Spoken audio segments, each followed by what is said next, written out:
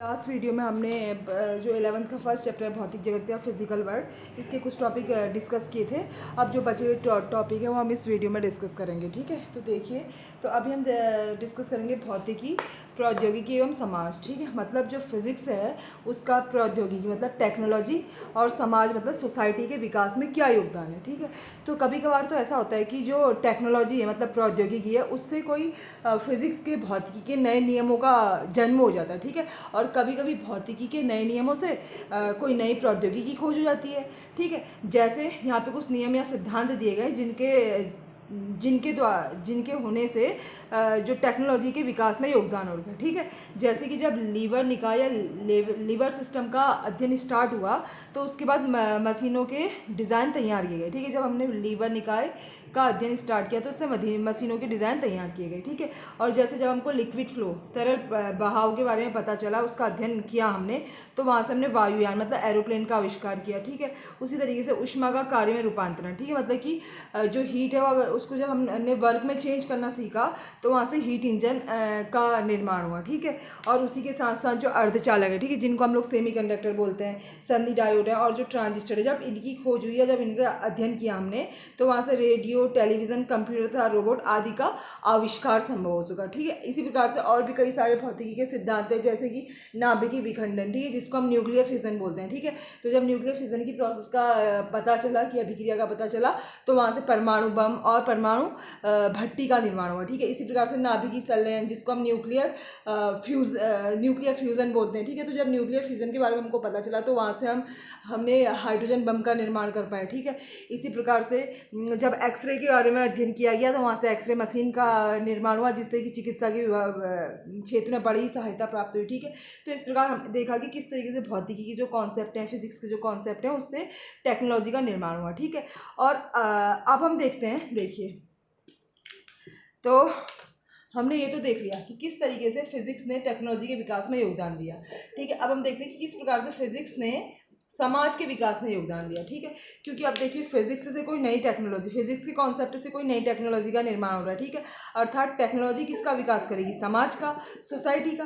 ठीक है, अर्थात जितने भी फिजिक्स के सिद्धांत हैं उनसे जो टेक्नोलॉजी का निर्माण हुआ उससे हमारे समाज का ही विकास हुआ। ठीक है, अब हम इसका नेक्स्ट टॉपिक डिस्कस करते हैं। मेनली आप चीज़ ये ध्यान देना कि थ्योरेटिकल चैप्टर है, इसमें मेनली आपको सिर्फ ये बताया जा रहा है कि फिजिक्स में क्या है, क्या चीज़ों का अध्ययन किया जाता है, कैसे उससे टेक्नोलॉजी का विकास होता है, कैसे उससे समाज का विकास होता है। ठीक है, तो अब इसके बाद वाला जो टॉपिक है थोड़ा सा इंपॉर्टेंट है कि प्रकृति के प्रमुख बल। ठीक है, तो अब हम अपना नेक्स्ट टॉपिक डिस्कस करते हैं जो है प्रकृति के मूल बल। ठीक है, फंडामेंटल फोर्सेस इन नेचर। ठीक है, तो देखिए सबसे पहले तो हम देखते हैं कि बल क्या है। ठीक है, बल क्या है? सिंपली पुश और पुल। ठीक है, मतलब बल वह बाह्य कारक है जो किसी वस्तु की स्थिति में परिवर्तन कर सकता है। ठीक है, मतलब उसको गति प्रदान कर सकता है, उसकी गति को परिवर्तित कर सकता है, उसके किसी वस्तु के आकार को परिवर्तित कर सकता है।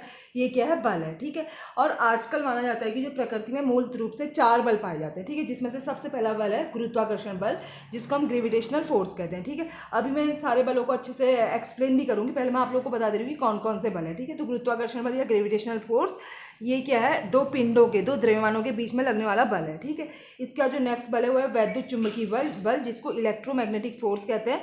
ये किन्हीं स्थिर बिंदु आवेश, ठीक है, रुके हुए कोई पॉइंट चार्ज होंगे उनके बीच में लगने वाला बल है। ठीक है, इसी प्रकार से प्रबल नाभिकीय बल, स्ट्रॉन्ग न्यूक्लियर फोर्स। ठीक है, तो ये जो नाभिक के अंदर न्यूक्लियॉन्स होते हैं, न्यूक्लियॉन्स मतलब कि प्रोटॉन प्लस न्यूट्रॉन। ठीक है, क्योंकि हम जानते हैं कि नाभिक में प्रोटॉन और न्यूट्रॉन स्थित होते हैं। ठीक है, तो न्यूक्लियॉन्स के बीच में लगने वाला जो बल है वो प्रबल नाभिकीय बल है। इसी प्रकार से क्षीण नाभिकीय बल या फिर दुर्बल नाभिकीय बल, जिसको हम वीक न्यूक्लियर फोर्स कहते हैं, ये भी क्या है? रेडियो एक्टिव जो नाभिक होते हैं तो उसमें जब बीटा डीके की प्रोसेस होती है तो उस दौरान उन कणों के बीच में लगने वाला बल क्षीण नाभिकीय बल है। ठीक है, तो अब इनको हम वन बाय वन डिस्कस करते हैं। ठीक है ना, तो सबसे पहले हम गुरुत्वाकर्षण बल को डिस्कस करते हैं। ठीक है, तो गुरुत्वाकर्षण बल मतलब विश्व में किन्हीं भी दो पिंडों या फिर दो द्रव्यमानों के बीच में लगने वाला बल है। ठीक है, तो देखिए इसको वन बाय वन हम इसके पॉइंट डिस्कस करते हैं। देखिए जैसे इसकी प्रकृति मतलब नेचर। ठीक है, तो जो गुरुत्वाकर्षण बल होता है वो अट्रैक्टिव फोर्स है, मतलब आकर्षण बल है। ठीक है, मतलब दो पिंडों के बीच में लगने वाला आकर्षण बल है। ठीक है, उसके बाद परास मतलब रेंज, मतलब ये कितनी दूरी तक कार्य करता है, तो ये बहुत बड़ी दूरियों तक कार्य करता है। ठीक है, विश्व में हर प्रत्येक पिंड पे गुरुत्वाकर्षण बल लगता है। ठीक है, इसके बाद इसकी परिभाषा है, देखिए, तो दो पिंडों के बीच लगने वाला गुरुत्वाकर्षण बल, जिसको मैं एफ जी से प्रदर्शित करूँ, इसका मतलब ग्रेविटेशनल फोर्स, उन दोनों पिंडों के द्रव्यमान के अनुक्रमानुपाती होता है। ठीक है, अनुक्रमानुपाती का साइन है, देखिए दो पिंडों के द्रव्यमानों के गुणनफल के अनुक्रमानुपाती होता है, मतलब डायरेक्टली प्रोपोर्शनल होता है। ठीक है, और साथ ही साथ उन दोनों, ये देखिए इसका मतलब है कि द्रव्यमान बढ़ेंगे। अनुक्रमानुपाती का रिलेशन क्या मतलब क्या होता है इस चिन्ह का, कि अगर m1 m2 का गुणनफल बढ़ेगा तो fg भी बढ़ेगा। ठीक है, तथा उन दोनों पिंडों के बीच की दूरी के वर्ग के व्यत्क्रमानुपाती होता है। ठीक है, तो ये दो पिंडों के बीच की दूरी के वर्ग के इन्वर्सली प्रोपोर्शनल। ठीक है, व्यत्क्रमानुपाती का मतलब ये होता है। और इस देखिए इसका मतलब क्या है कि अगर r बढ़ेगा तो fg घटेगा, r घटेगा तो fg बढ़ेगा। ये है इन्वर्सली प्रोपोर्शनल का अर्थ। ठीक है, अर्थात क्या हो गया, हमने क्या कहा कि दो पिंडों के बीच में लगने वाला जो गुरुत्वाकर्षण बल होता है दोनों पिंडों के द्रव्यमानों के वर्ग गुणनफल के अनुक्रमानुपाती होता है तथा उनके बीच की दूरी के वर्ग के व्यत्क्रमानुपाती होता है। अर्थात इसको हम इस तरीके से भी लिख सकते हैं, Fg is directly proportional to m1 m2 upon r square.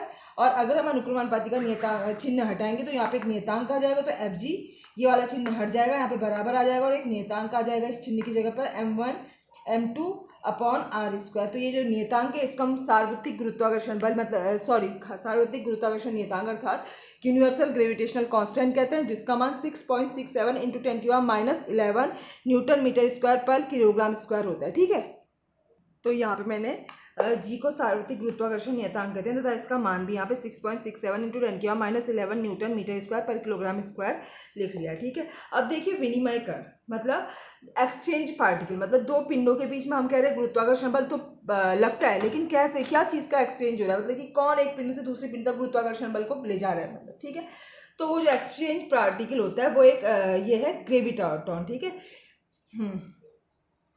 तो ये एक अनिर्धारित कण है। ठीक है, जो ग्रेविटॉन है। और इसके साथ साथ ही ये चीज़ ध्यान दीजिएगा कि गुरुत्वाकर्षण बल पिंडों के बीच के माध्यम पे निर्भर नहीं करता है। ठीक है, और जो चारों बल हमने कहे थे उसमें से सबसे वीक बल, ठीक है, सबसे कमजोर बल है गुरुत्वाकर्षण बल। ठीक है, अब इसके बाद हम नेक्स्ट बल को डिस्कस करते हैं।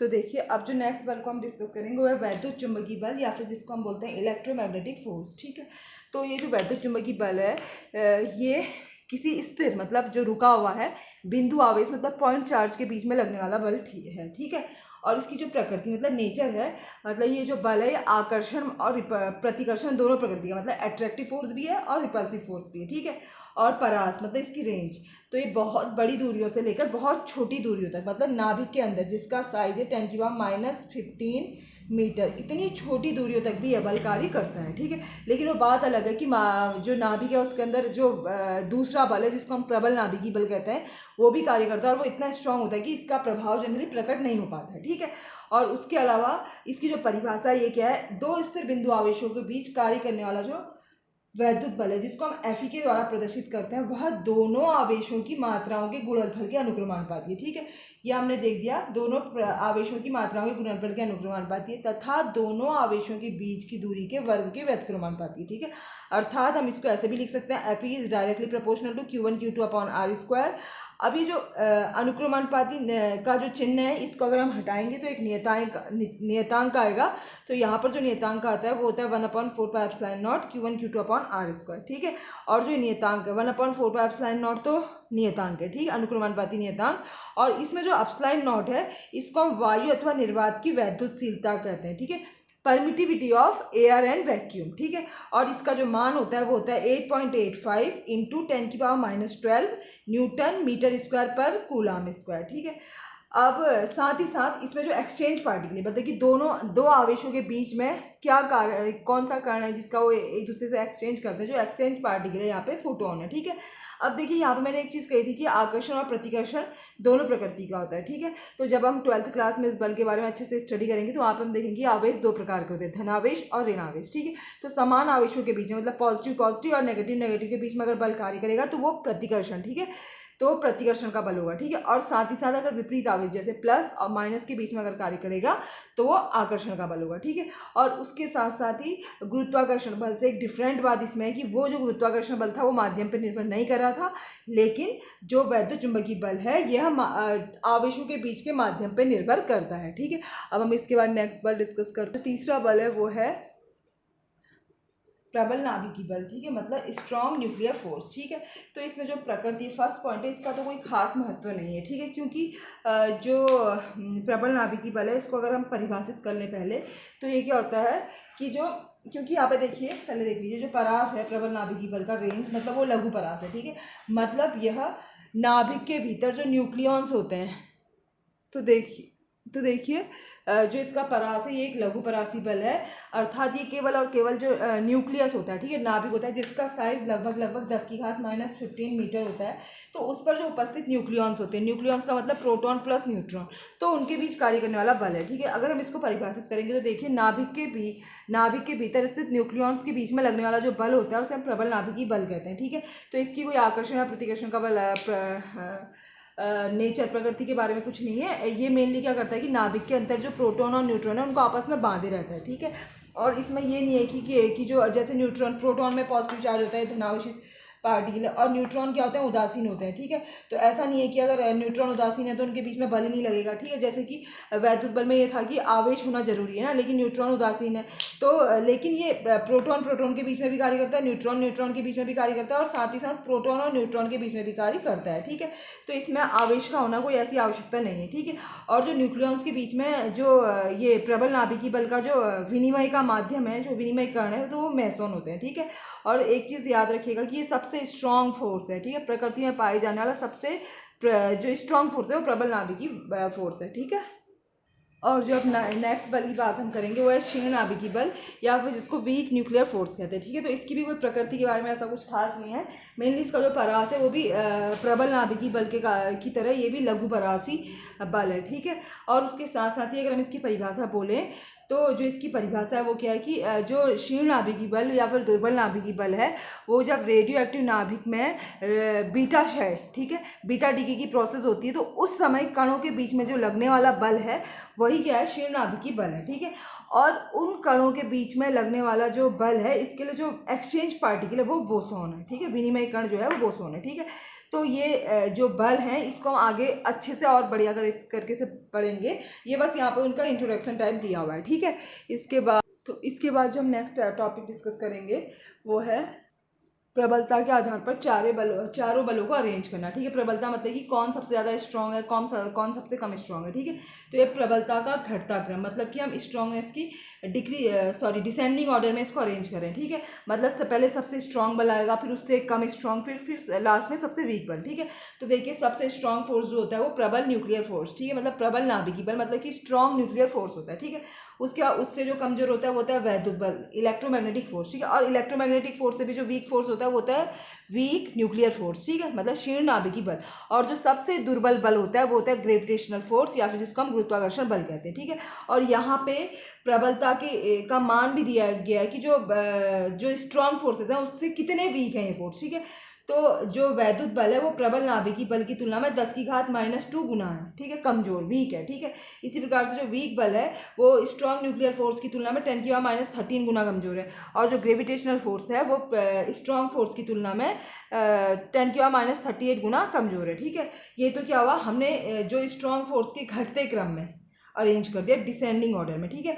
अब हम इसको प्रबलता के बढ़ते क्रम में अरेंज करेंगे, मतलब असेंडिंग ऑर्डर में, ठीक है, मतलब छोटे से बड़ा, वीक से स्ट्रॉन्ग, ठीक है।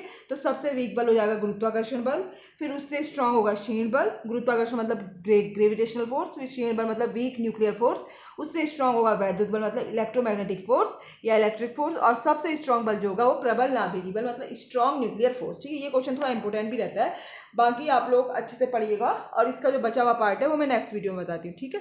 थैंक